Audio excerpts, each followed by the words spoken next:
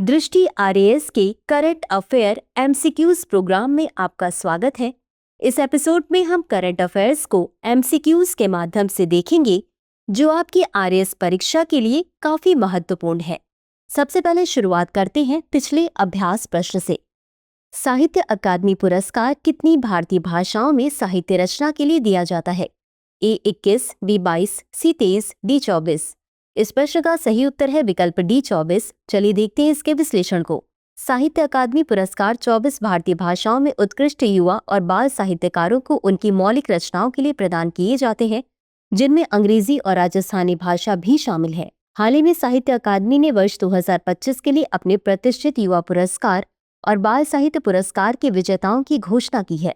इन पुरस्कारों का उद्देश्य भारतीय भाषाओं में युवा और बाल साहित्यकारों को प्रोत्साहित करना और उनकी रचनात्मकता को राष्ट्रीय स्तर पर पहचान दिलाना है। अब शुरुआत करते हैं आज के एपिसोड की पहले प्रश्न से। निम्नलिखित कथनों पर विचार करें। 1. हाल ही में केंद्रीय सरकार ने उत्तर प्रदेश के आगरा के सिंगना में अंतर्राष्ट्रीय आलू केंद्र के दक्षिण एशिया क्षेत्रीय केंद्र की स्थापना को मंजूरी दी है। 2. उत्तर प्रदेश सरकार इसके लिए 10 हेक्टेयर भूमि उपलब्ध कराएगी। उपर्युक्त में से कौन सा या कौन से कथन सही है या सही है? ए केवल 1, बी केवल 2, सी 1 और 2 दोनों, डी ना तो 1 और ना ही 2। इस प्रश्न का सही उत्तर है विकल्प सी 1 और 2 दोनों। चलिए देखते हैं इसके विश्लेषण को। हाल ही में केंद्रीय सरकार ने उत्तर प्रदेश के आगरा के सिंगना में अंतर्राष्ट्रीय आलू केंद्र के दक्षिण एशिया क्षेत्रीय केंद्र की स्थापना को मंजूरी दी है, अतः कथन 1 सही है। उत्तर प्रदेश सरकार इसके लिए 10 हेक्टेयर भूमि उपलब्ध कराएगी, अतः कथन 2 भी सही है। यह केंद्र भारत सहित दक्षिण एशिया के आलू उत्पादक किसानों के लिए अनुसंधान, नवाचार और तकनीकी सहयोग का प्रमुख केंद्र बनेगा। यह केंद्र भारत सहित दक्षिण एशिया के आलू उत्पादक किसानों के लिए अनुसंधान, नवाचार और तकनीकी सहयोग का प्रमुख केंद्र बनेगा।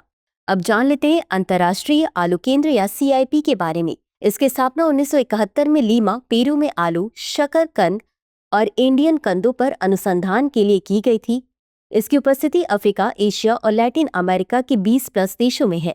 आगरा का CSARC CIP का दक्षिण एशिया के लिए दूसरा क्षेत्रीय केंद्र होगा। अगला प्रश्न है, निम्नलिखित कथनों पर विचार करें। 1. एल्बिनो गिलहरी को आमतौर पर सनफ्लावर गिलहरी के नाम से भी जाना जाता है। 2. उनकी पहचान उनके सफेद फर और नीली आंखों से होती है। उपर्युक्त में से कौन सा या कौन से कथन सही है या सही है? ए केवल 1, बी केवल 2, सी 1 और 2 दोनों, डी ना तो 1 और ना ही 2।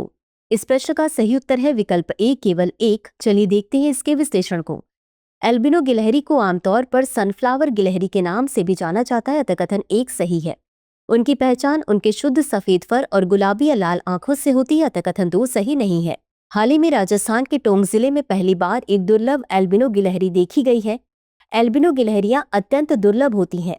अनुमान है कि 1 लाख में से एक गिलहरी ही एल्बिनो रूप में जन्म लेती है। अब जान लेते हैं एल्बिनो गिलहरी के बारे में। उनकी आंखें अंतर्निहित रक्त वाहिकाओं की दृश्यता के कारण गुलाबी या लाल दिखाई देती हैं। गिलहरियों में एल्बिनिज्म एक अप्रभावी आनुवांशिक उत्परिवर्तन के कारण होता है जो मेलेनिन के उत्पादन को रोकता है। किसी संतान के एल्बिनो होने के लिए माता पिता दोनों में जीन होना चाहिए। विशेषज्ञ कहते हैं कि इस बात की कोई निश्चितता नहीं है कि एल्बिनो गिलहरी के संतानों को वही एल्बिनो गुण विरासत में मिलेंगे, क्योंकि ये गुण पूर्णतः आनुवांशिक कारकों द्वारा नियंत्रित होते हैं। अगला प्रश्न है, अंतर्राष्ट्रीय मादक द्रव्य निषेध एवं तस्करी रोकथाम दिवस कब मनाया जाता है? ए 26 जून, बी 27 जून, सी 28 जून, डी 29 जून। इस प्रश्न का सही उत्तर है विकल्प ए 26 जून। चलिए देखते हैं इसके विश्लेषण को। हर साल 26 जून को अंतर्राष्ट्रीय मादक द्रव्य निषेध एवं तस्करी रोकथाम दिवस मनाया जाता है। इसकी स्थापना 1987 में संयुक्त राष्ट्र महासभा द्वारा नशीली दवाओं के दुरुपयोग से मुक्त एक विश्व की दिशा में कार्रवाई और सहयोग को बढ़ावा देने के लिए वैश्विक प्रतिबद्धता पर विशेष ध्यान केंद्रित करने के उद्देश्य से की गई थी। साथ ही इसका उद्देश्य नशीली दवाओं के दुरुपयोग से मुक्त दुनिया की दिशा में कार्रवाई और सहयोग को बढ़ावा देना है।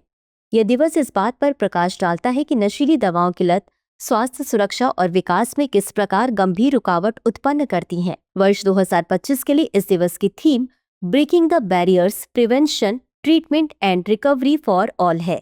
अगला प्रश्न है, भारतीय किसान उर्वरक सहकारी संस्था कहां अपना पहला विदेशी नैनो उर्वरक संयंत्र स्थापित करने जा रही है? ए वियतनाम में, बी जापान में, सी ब्राजील में, डी कनाडा में। इस प्रश्न का सही उत्तर है विकल्प सी ब्राजील में। चलिए देखते हैं इसके विश्लेषण को। भारतीय किसान उर्वरक सहकारी संस्था ब्राजील में अपना पहला विदेशी नैनो उर्वरक संयंत्र स्थापित करने जा रही है। यह संयंत्र IFFCO, नैनोवेंशन और ब्राजील की कंपनी नैनोफॉर्ड के बीच 7:3 के संयुक्त उद्यम के तहत स्थापित होगा। इसका उद्देश्य ब्राजील सहित दक्षिण अमेरिकी देशों में मक्का, सोयाबीन, गन्ना, कॉफी जैसे फसलों की उत्पादकता बढ़ाना और वैश्विक बाजार में इफ्को की उपस्थिति मजबूत करना है। इस संयंत्र में nano urea, nano DAP, nano zinc और नैनो कॉपर जैसे उत्पाद बनाए जाएंगे। इसी के साथ अंत में देख लेते हैं आज के अभ्यास प्रश्न को। हाल ही में जारी हुए ग्लोबल पीस इंडेक्स 2025 में भारत की रैंकिंग है A 115, B 116, C 117, D 118। इस प्रश्न का उत्तर कमेंट बॉक्स में जरूर दें। आज के लिए बस इतना ही। धन्यवाद।